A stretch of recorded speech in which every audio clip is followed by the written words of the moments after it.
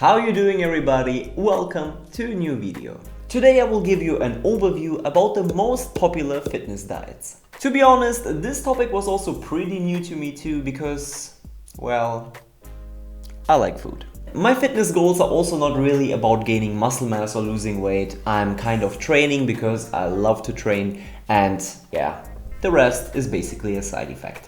If you only heard about the diets I'm going to present, but you're not 100% sure what they actually are, then you clicked on the right video.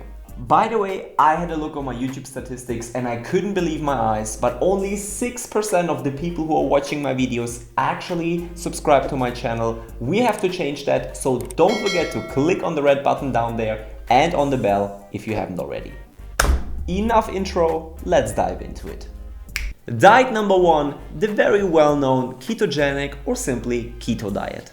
This one is basically a low-carb, high-fat diet. The usual macronutrient ratio is 70% fats, only 10% carbs and 20% protein. By the way, here you can see the standard or usual macronutrient ratio. The change of the macro ratio changes the way your body is taking its energy from. With this diet, you enter a metabolic state called ketosis. As you're not providing enough carbs to allow energy production from glucose, your body instead starts burning fat. And during ketosis, your body is incredibly efficient at burning fat to gain energy. The long-chain fatty acids are converted via oxidation into ketones in the liver, a process called ketogenesis, and these ketones are then transmitted into the bloodstream. They can even pass the blood-brain barrier and therefore act as fuel for the brain. There is actually a specific range where the amount of ketones in the blood is optimal or ideal, but excessive amounts can be definitely harmful to you. The extreme version of that is basically a no-carb diet, but as carbs and what our body processes out of them play many very important roles in the organism, I don't think that removing carbs completely is a good idea. However, the normal keto diet is said to have many positive effects ranging from weight loss to healthier blood sugar levels and even a reduction of epilepsy-related seizures. Often reported side effects are headache, reduced appetite, and bad breath due to the accumulation of acetone, another ketone. Alright, the next diet has many different names ranging from Stone Age diet, Caveman diet, Paleolithic diet, or simply Paleo diet. Here you just eat like our ancestors, but extremely popular among many athletes. You focus on consuming healthy fats, lots of vegetables, and especially meat.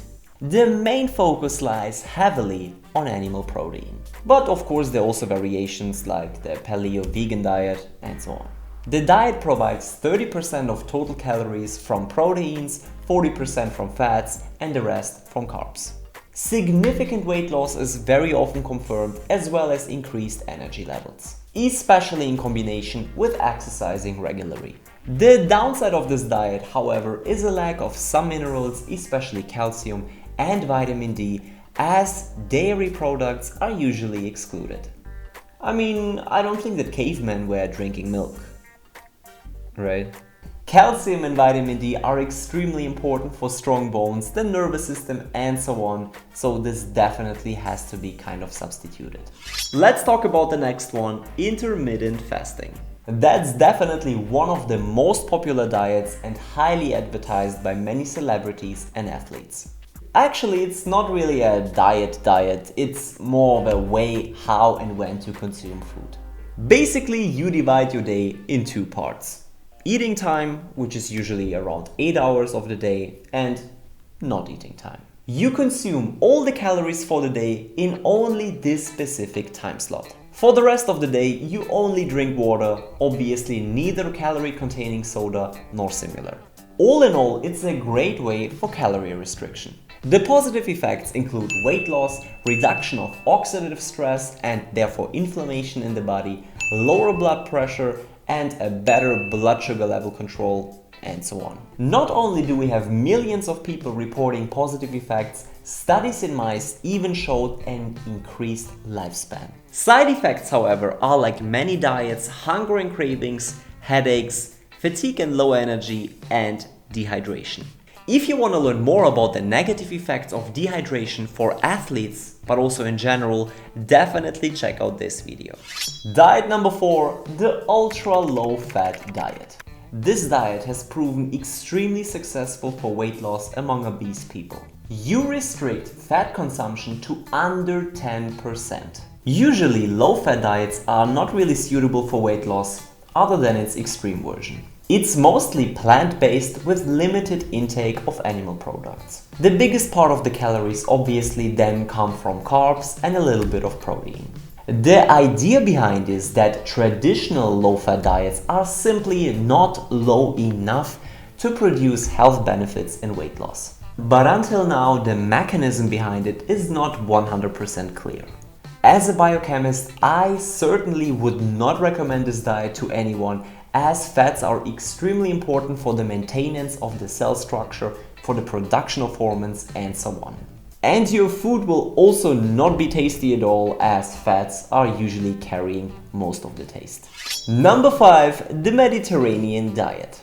The maybe healthiest of all presented today and based on the traditional cuisine of the countries that border the Mediterranean Sea. Here it's not really about building muscle mass or excessive weight loss, but more or less to give your body everything it needs. Due to high consumption of healthy fats, this diet is considered to work strongly anti-inflammatory, which makes it a great post-workout option. With healthy fats, I mean mono and poly unsaturated ones. Amongst other things, omega-3 fatty acids. Fish and plant-based foods like nuts, veggies, fruits, whole grains, and so on are all in all making up a great combination. And the last diet for today, the Atkins diet. It's very similar to the keto diet, both low-carb diets. However, it differs at some points. For example, with the total amount of protein you are allowed to take in. While keto restricts the protein consumption to 20%, Atkins doesn't. Another difference is that your body is not continuously undergoing ketosis, as the carb consumption is slowly increasing. In my opinion, the Atkins diet is more sustainable on a long term, as it's just simply not that aggressive as the keto diet. All in all, a good alternative, but not suitable for people with heart and kidney diseases or diabetes. I have to admit that I personally never did any specific diet in my life. With saying that, I don't want to talk bad about them at all. They all have their eligibility and helped millions of people in reaching their goals. I just don't want to think about when to eat, what to eat, how to eat. I just want to eat. But of course, as healthy as possible. Guys, there are hundreds of thousands of different diets out there, but I think you should choose the one which fits the best to your fitness goal and your individual needs. Just keep in mind, never go extreme, it's never good for your health. And to optimize your results, combine it with regular exercising. The most important thing is to always eat healthy, non-processed foods regardless of your fitness goal. At the end of the day, you are what you eat. Stay healthy, take care, and see you next time. Side effects, however, are like many diets, hunger and cravings, headaches, fatigue and low energy, and I forgot it. That's kind of embarrassing.